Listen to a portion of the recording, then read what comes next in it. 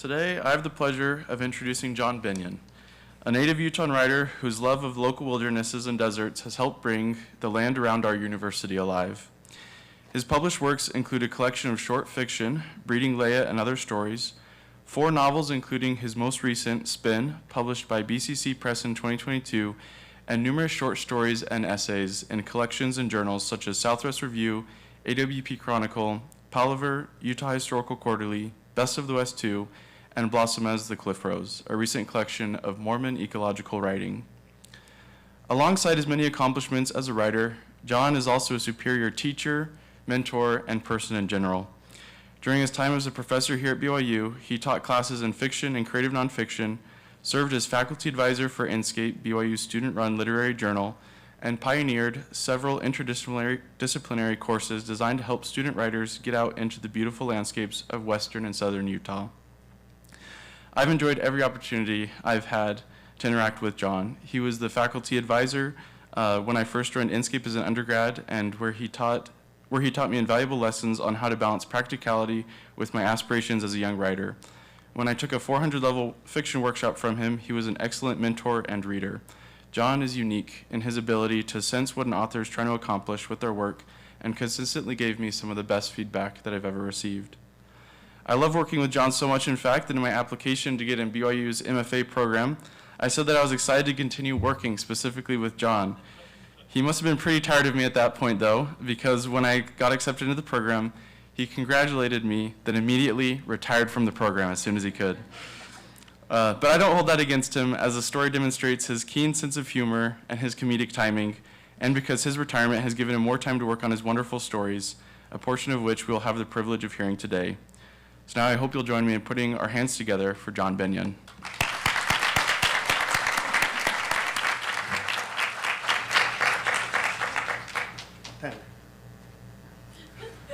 So this guy is a writer. How many books have you written? I'm on my 5th right now. Okay, and how many words is the longest one? I just finished one that's 206,000 words. I thought there was a longer one, though. No, I've done one that was 196,000 words, and now 206,000. So writer's right. That's the lesson of this. So thank you very much, Tanner. Let's see, where am I? Okay, first thing is I'm giving away some books. So I have 4 questions here. And this one is a dangerous question. So if you don't want to answer it, just don't stand up. But if you answer yes to this question, just stand up. Who has gone out with someone and discovered that they misrepresented themselves? Hopefully not the person you're sitting next to right now.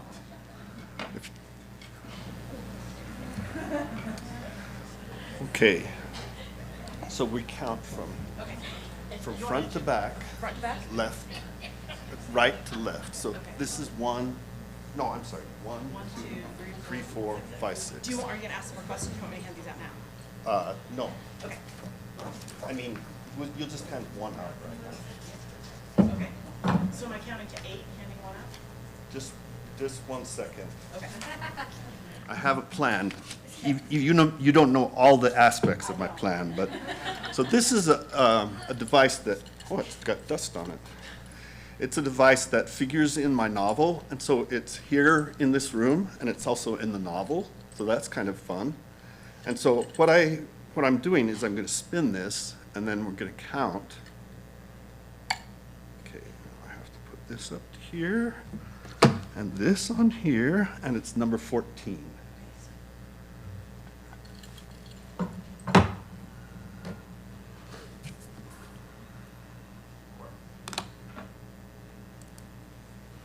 So you can take this red card. There'll be 4 questions.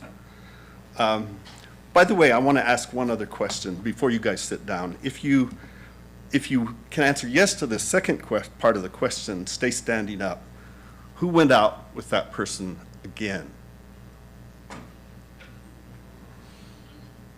That's interesting. After discovering that this person was deceitful, you went out with that person again. Can I hear the question again? I'm having some. Who has gone out with someone and discovered that they misrepresented themselves? Stand. Still stand if you went out with that person again after you discovered that they had misrepresented themselves. So that's interesting, isn't it? Okay, did you, I should ask you five, if you misrepresented yourselves. Sit down. I won't ask you that question. So it'll be a little later for the next question, sorry. Okay. So this is the novel I'm going to read from and talk about today, and it's experimental in several respects. Whoops. Okay, there we go. Okay, I'm the writer. That's a photo of me. No doctoring. And that's my daughter, Amy, who did the artwork that's in the novel. And she did the artwork on the cover, so that's pretty spectacular. The characters are Lily, Anne, and Nathan. And the story is that Lily and Nathan asks Lily out, and he's very controlling, but he doesn't let her know that at first. And he gradually kind of isolates her he's really wealthy, and he takes her all over the world and kind of trims away her friends as he's doing that. And then when they come back, he decides that they should have a baby, and she does. And then he starts getting more and more controlling. And she decides that eventually, after enough of this, and he becomes kind of threatening, but not in any way that she can ever talk to somebody else about it, that they're going to have a divorce. And so they have a child by this time, a young baby, Anne, and he is powerful enough that he says, yeah, we'll have a divorce, you can have the house, car, everything, we'll just be really fair about this. But in the courtroom, he's completely different. And he gets a psychological expert to testify that she's borderline and that she's unsafe for her own child. And he privately, without the court knowing, takes away all her credit cards and all her resources. So she's left with essentially nothing. She's on the street. And her child is somewhere. She decides that she can't find this child by any rational means. She decides that he's too powerful and too smart, and that she has to cast her fate onto the chance. And so she finds this device in a DI. Chris, did you give me this? Somebody did. Somebody like Chris, who's a practical joker, gave me this. And it says, as it says on there, executive decision maker. So you can make decisions with it. Okay, and so she sees this and says, well, I'd be better off if I let that make my decisions. And then she decides to do that seriously and takes this as her guide, her liahona, if that's not too irreverent. And so she spins it and spins it for direction. This is north where the stamp is, and then she can go any direction. And so she uses it to try to find her child again. And as I wrote the novel, I used Google Maps. And so the first time that she uses this device, she's standing with her back to the door of the primary children's hospital where Anne was born. And so she's right here, and the wheel says to go southwest. Anyway, I'll read that part. Standing with her back to the front door of the hospital, part of the University of Utah Medical Complex, Lily spun the wheel. It whirred in her ears and vibrated against her palms. She felt a physical and temporal vertigo. She experienced again the sensation of falling toward the future, the horizon that flees before us all.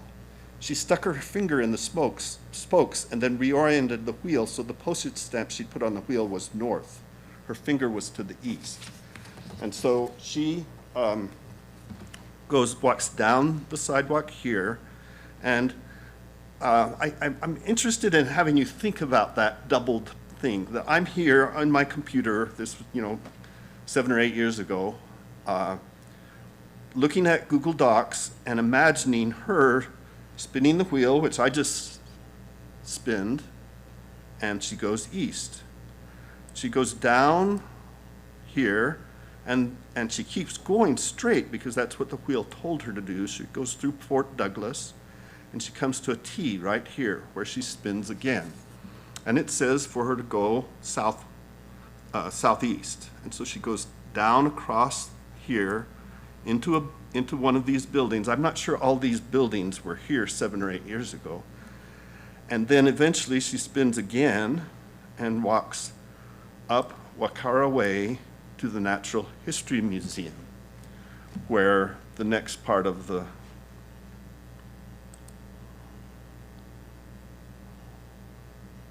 where I'm going to start reading for a while. Let me see what the next slide is. Okay.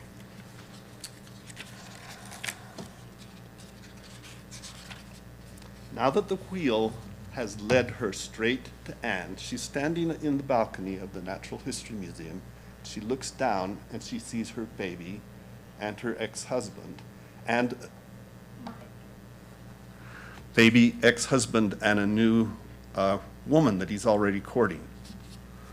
So now that the wheel has led her straight to Anne, Lily imagines herself as post-rational, freed from the conventions of not only human culture but time and space.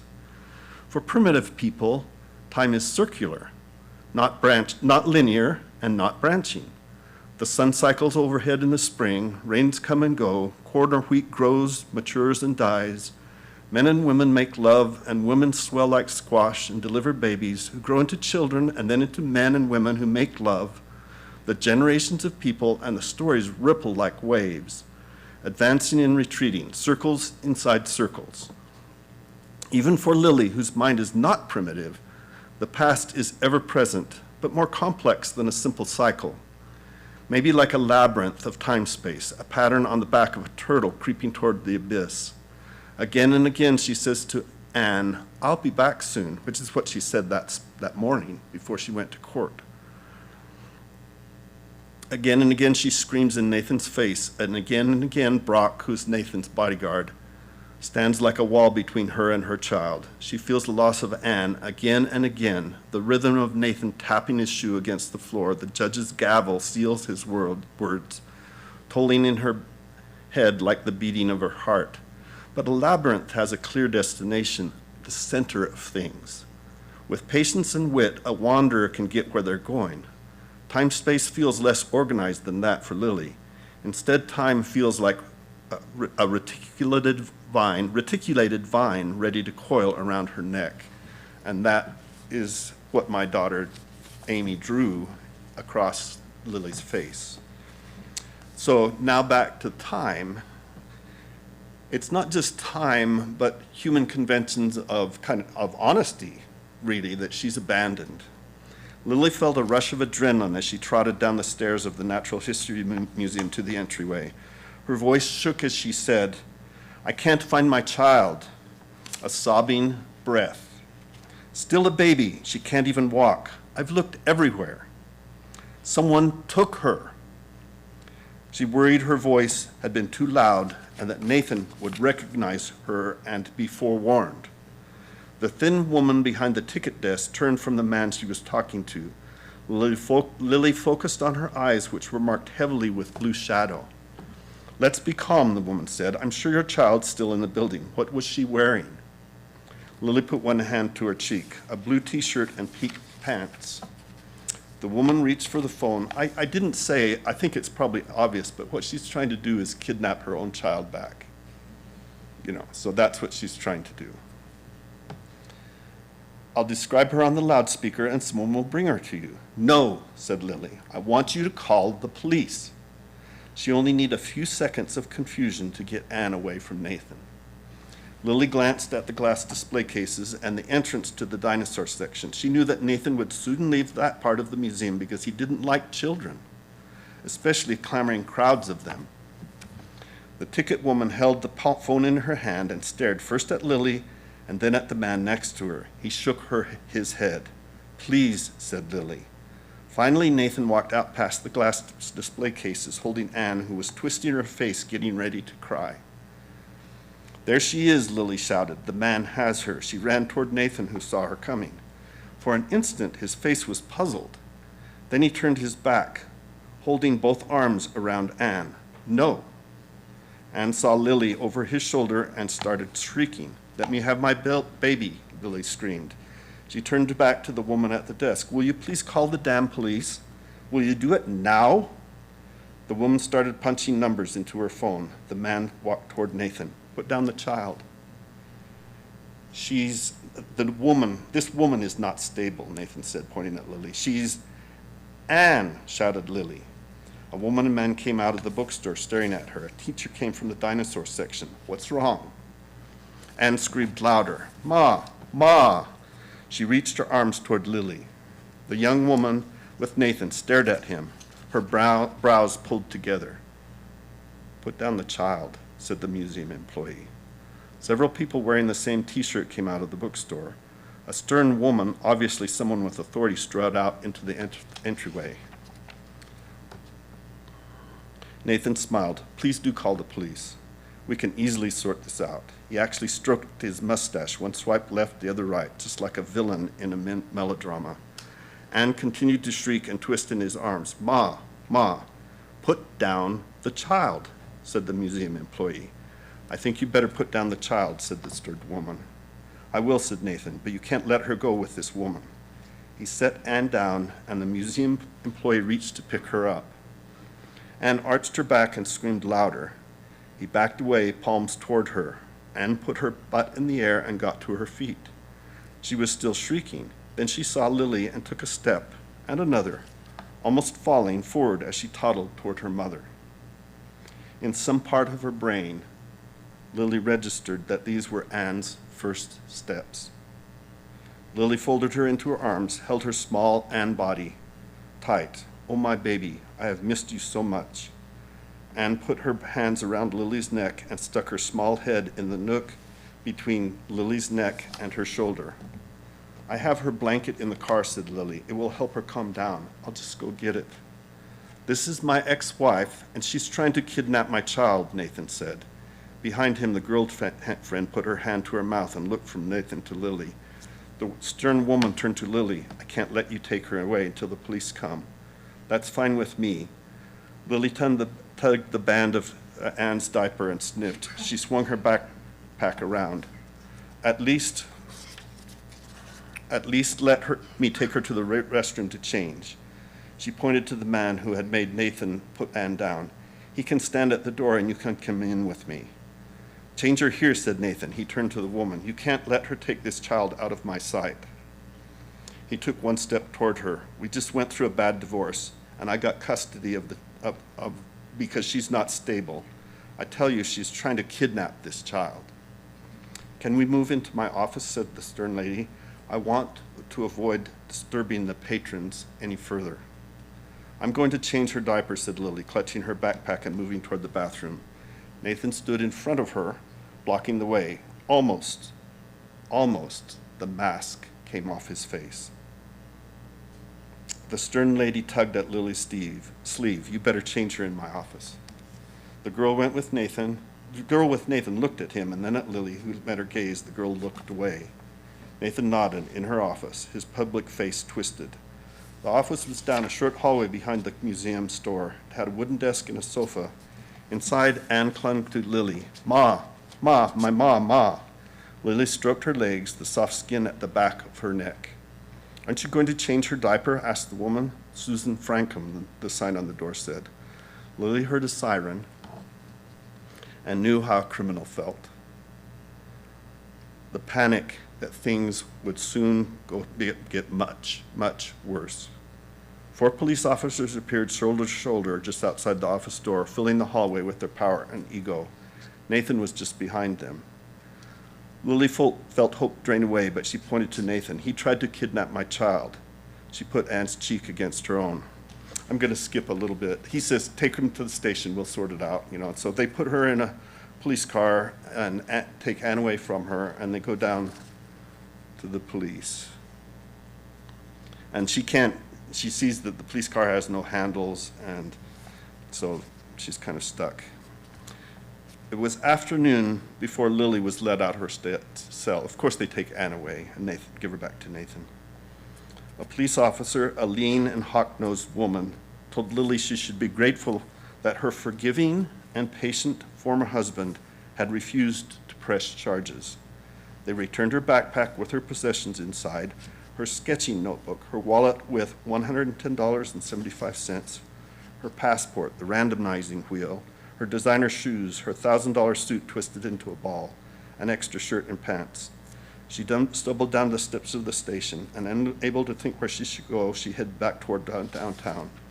And she walks around for a while and buys a cheap hamburger and then falls asleep until they kick her out. She woke to someone pushing her shoulder. "You can't sleep here," said the boy with the mop. "The manager says you have to leave." She looked out the window and saw it was dark. Another cheap motel room would take half her remaining money. Without knowing where else to go, she walked north toward the Cathedral of the Madeleine, but the doors were locked. She wouldn't be allowed to rest in Temple Square or City Creek Mall. She considered sleeping under the trees next to her parents' graves in the Salt Lake Cemetery, but that was more than a mile away. Finally, she walked up the hill toward the small park where Brigham Young was buried. She climbed over the fence, crawled under a yew tree, and lay on the ground, using her backpack as a pillow. The dark branches above her tangled like the lines of her life. So she turned on the phone's flash and took a picture. Lily had camped out before as a child with her parents or slept on the back lawn with friends, but sleeping under a tree as a homeless person was different. Whenever she heard footsteps or voices, people walking past, going either downtown or up to the houses on the west end of the avenues, her body tensed. At first she thought it was the fear of discovery. Then she realized that unless it was a police officer or someone with an interest in the graveyard, maybe a descendant of Brigham Young, who felt it wrong that she wanted to sleep where their ancestor was buried, discovery wouldn't affect her. They'd be as embarrassed as she was. Whether they were one of the religious conservatives who wanted to live close to the temple, or whether they were students or professional people who inhabited the avenues, voting Democratic and drinking coffee, it didn't much matter. None of them could harm her. When she had money, she walked past homeless people in alcoves with their nests of blankets, newspapers, or cardboard in plain view of God and everybody.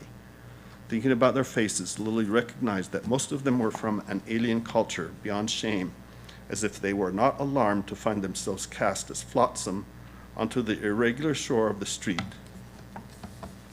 Now that she was part of that vast, invisible archipelago, a new understanding of her place in the universe settled into Lily's basal ganglia, sat in her gut like lead. And then she falls asleep and dreams. In Lily's dream, the ungendered, pale, thick-bodied creature stands next to the trail, maybe a little closer this time. Lily is as small as Anne as she tries to run past, but is like slow running in water, every motion a labor. That strange creature existed before and exists now and will exist forever, outside time, never moving or adapting. Lily feels its eyes on her, and she can't breathe, a constrictor in her throat. She woke in terror and found someone's hand at her neck, the other between her legs. She swung her arms at him, but he was too close to hit with fists or elbows. His mouth pressed against her mouth, and she tried to bite his lips, so he jerked back. He dug his fingers into her flesh, pushing straight-armed against her throat, and she felt blackness coming over her. Frantic, she twisted sideways and swung her elbow against something soft, maybe his eye. He pulled his hands to his face, and she crawled forward from under the tree, gasping. She got to her feet and stumbled away, not waiting for him to grab her again. As she pulled herself over the fence, her shirt ripped on a spike at the top, and she hit the ground with a thud. The ground was lower outside on that side of the cemetery. She had fallen about 6 feet. As soon as she could move, she stood looking through the fence at the man. "Bitch," he screamed in her face. He carried her backpack out to the front, where it was shorter, and clambered over. He stood under a streetlight, throwing her clothing and other things to the ground. He finally left. She climbed up on the cement base of the fence and inched around to the front. And she gets her belongings back, and I'm going to stop there for a minute. So, Here's the second question. This is another embarrassing one. If you just don't want to answer, just stay seated. Who has taken something out of a dumpster and used it? Okay. You people have no shame. Okay. It's number 1.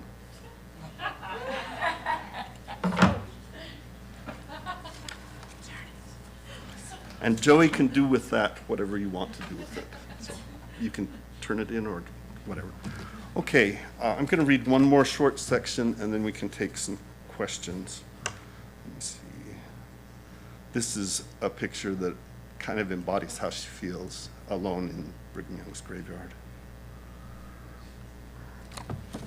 Okay. This book is experimental in that it has pictures that aren't exactly illustrations. They were made by Lily because she's an art person. And it has, the other thing that it does is it has essays plucked into it. I love Middlemarch and some other Victorian novels, and I loved how George Eliot in that novel can pause the narrative and talk about some issues, not in an explanatory way, but in an exploratory way, so that the reader gets a bit of her thinking and explores the question in more depth. I guess the idea was that she was writing a new kind of novel and that she wanted people not to just read it like a woman's, not like a genre fiction and just read it fast. So she wanted to slow people down. And so I have essays plucked down in this as well. Nathan invited her, meaning Lily, to re-enter the garden as if they were Adam and Eve. She was really in love with him at first.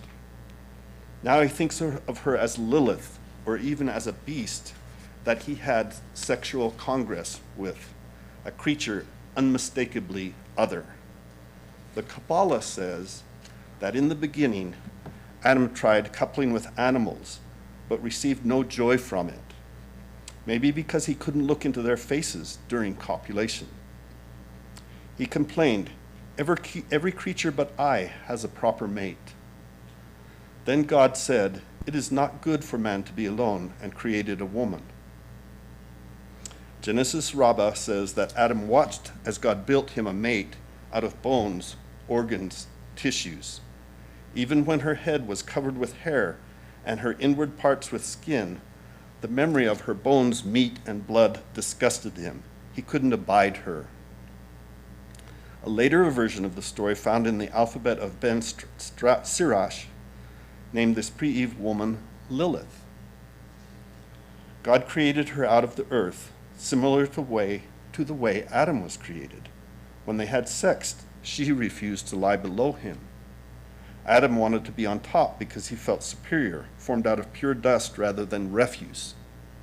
When it became clear that Adam was intractable, Lilith became angry, spoke the ineffable name, and vanished. Some Muslim sources say she mated with Satan, spawning the race of jinn.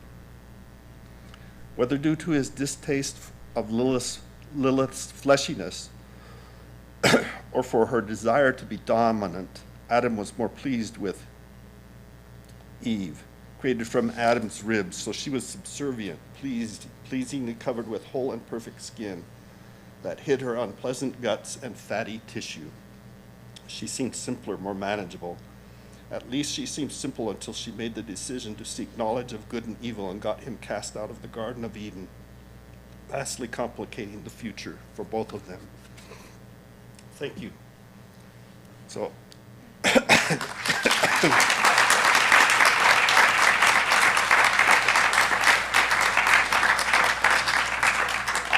I have another question for you. Who has dreamed that you were an animal in your dream? Well, there's some more people who admit it. So here we go. Whoops.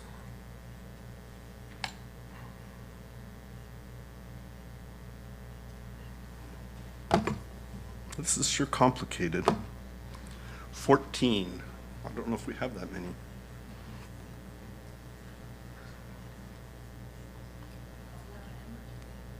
11, then start over here again. Okay.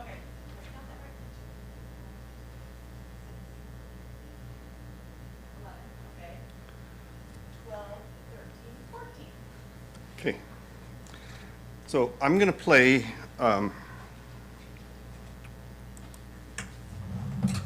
part of a song that this book was a collaboration between me and my daughter, but my son, I asked him to write some music that we could, okay, and lyrics and music to create a song, and he and his friend recorded it. So I'm going to play part of it, and then if there's time, I'll play another part of it.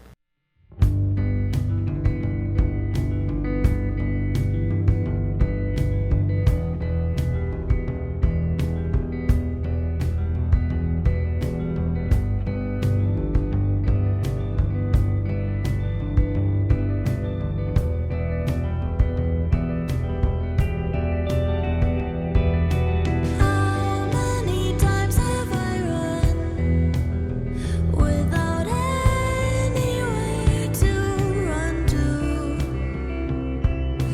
He's asking me what I've done, looking at me like I'm some kind of alien.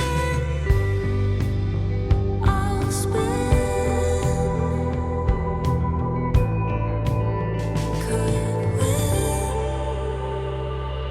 I'll sing you songs, I'll get them wrong, but I don't really care. The good is gone, but I'll belong to you, my child, I swear. Home is waiting out there somewhere. Okay. So I'm happy to take questions now, and then if there's time, we'll play the rest of the song. Yes. I love what I already know about this character, and I also love the main character you created for an unarmed woman.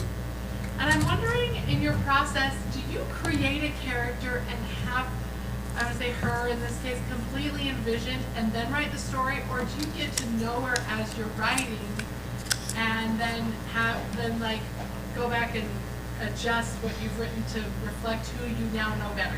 With me, it's kind of both ways. I have some glimmer of an idea of what kind of a person that is. Like this person, Lily, for example, I wrote a story a long time ago called, can't remember the title, Somebody Captured by the Mormons.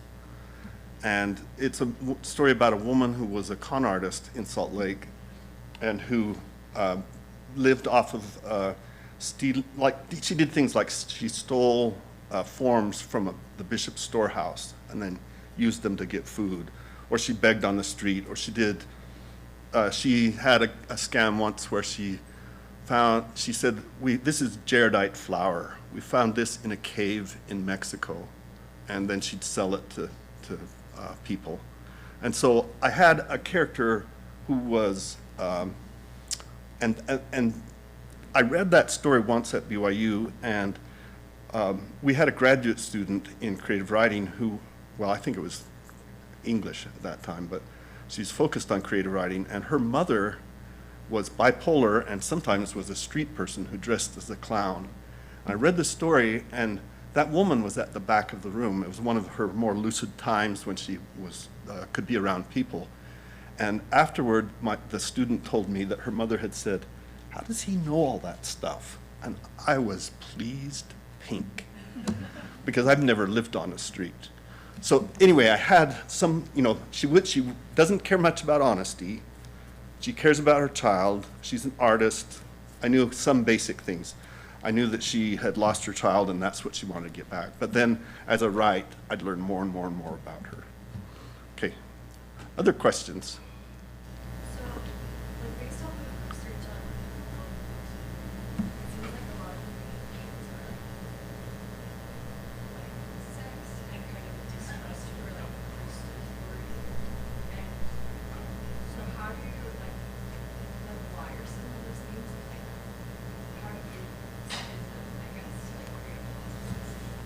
Well, I don't know that it's positive for everyone. At one time, someone in the department said, your novels are just not redemptive.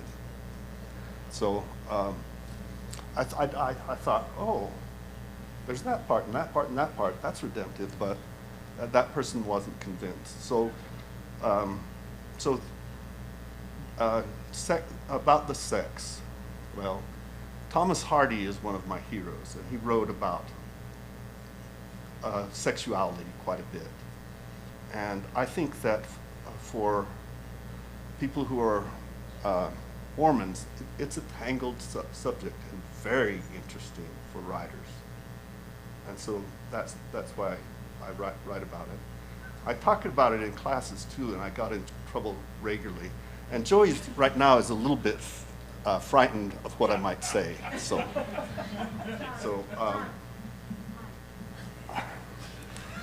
thank you, Carla.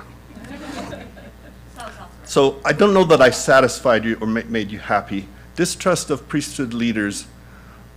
My hero, my other hero is Doug Thayer. And, he was one of my main writing mentors, and he was a teacher here.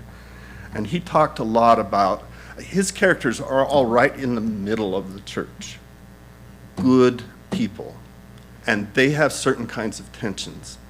I myself am more interested in people on the fringe, who are not always have as positive an idea of the church as people right in the middle. And so that's part of the reason that many of my novels end up questioning things that my characters and I think that we as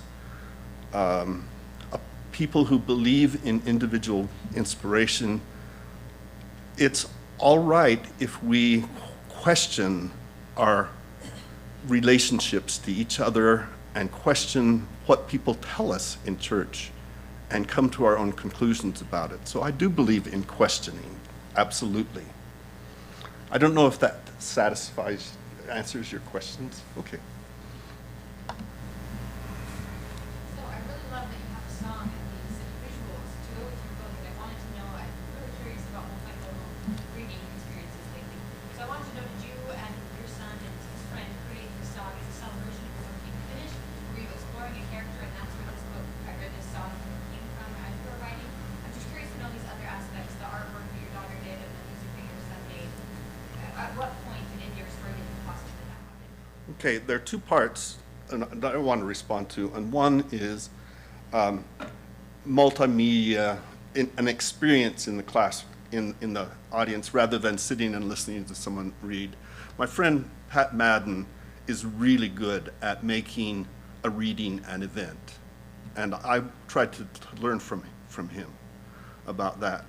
I taught experiential writing, and I think that, experiential classes, and I think that when language is the only media, then there's there can be a problem, and so most of the people in this room spend most of their time doing Sudoku or reading their email or whatever it is, and so I wanted to try to wake them up a little bit. So, second part, I love my daughter's artwork and my son's music, and it became clear, I don't know, part of it was that she needed some work during those years. Now she teaches at a university,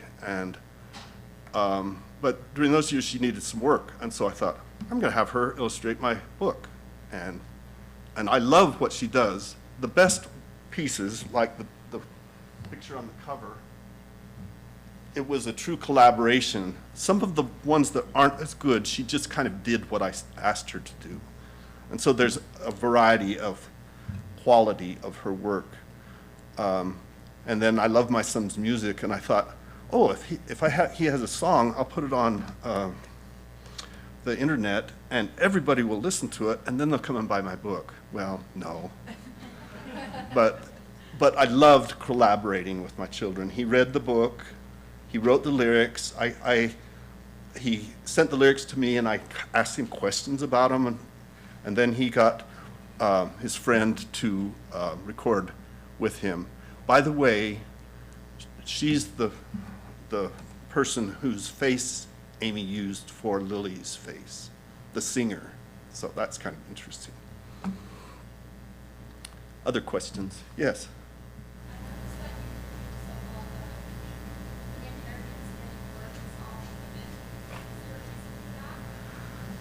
I don't know. I like women. Might as well write about women. I even live with one, so there you are. Long time ago, when I was first writing, I was writing about a woman in an unarmed woman, a kind of a mystery story. And I met my aunt, I saw my aunt, and I was concerned about trying to write about a woman, and I said, do you think I can write about a woman? And she said, don't you think that personal differences are more important than gender differences, or more significant than gender differences? I don't know that that's true even, but it was her hope that that would be true. And so I thought, well, I'm going to write about women. Then there's that really bad example of how to write about women. That what's his name? What does he say in As Good as It Gets? He said, I take a man, take away volition, responsibility, and intelligence, and then I have a woman. That's Jack Nicholson in the movie who said that. And I think it was silly in the movie, you know, he was making fun of himself, but I don't believe that at all. Anyway, I don't know if did that answer your question, Simone? I think there's probably time for a couple more. Yeah. You said once that philosophy gets in the way of your stories. Can you talk about that? I'm working on something right now, and in the story there's a woman whose name is Alina, and she comes from Holland, and she went to the university in Amsterdam, and her area is she's studying all of human discourse that she can get. And Pat Madden has done a little of this kind of thing where you download discourse onto databases and other people have studied it, you know, and try to figure out what that mass of data means, you know, all the words in the Bible, for example. Well, she's taken all the words in newspapers and in literature, and especially in the works of William Blake. And she loves Spinoza. And I am very attracted to his ideas, although I'm not a philosopher and I haven't read much of his own writing. But she loves Spinoza. And so, I mean, her master's thesis was on the idea that she could predict what someone would say if she knew all their language.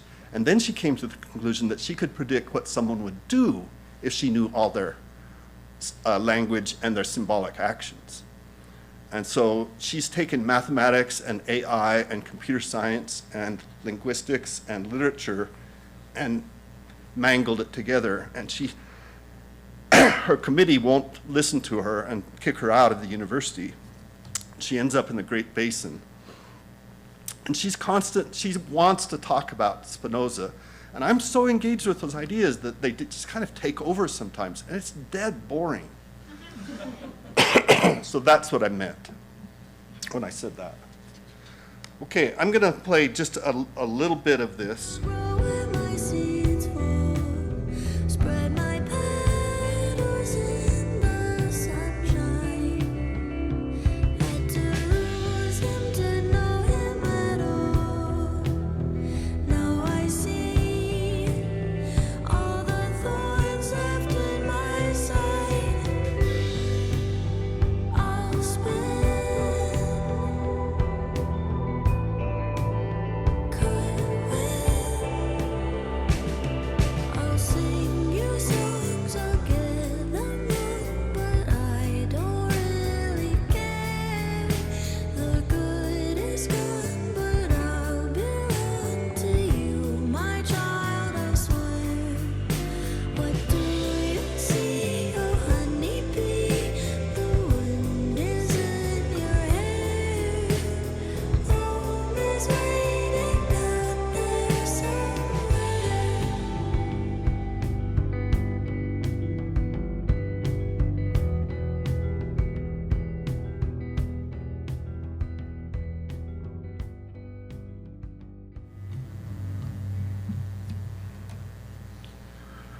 Okay, I have one more short statement, and then I'll, Joey can tell you what to do next. I was asked why women, and I think that one of Satan's greatest accomplishments is that through the Middle Ages and in millions of contexts, including today in terms of wage earning and respect, that women have been made into second-class citizens. And some people say, well, that is, anyway, I'm not going to argue with people who don't like that idea, or who disagree with people who say that idea. I think it's a great accomplishment of Satan that he's made women less valued than they should be. And Thomas Hardy was a weird person. But he had the same idea a little bit, and he was not a very good feminist, and I'm not a very good one either, but he tried, and I try. If you think about what's happening right now in Iran, where a young woman who had her burqa on incorrectly was killed.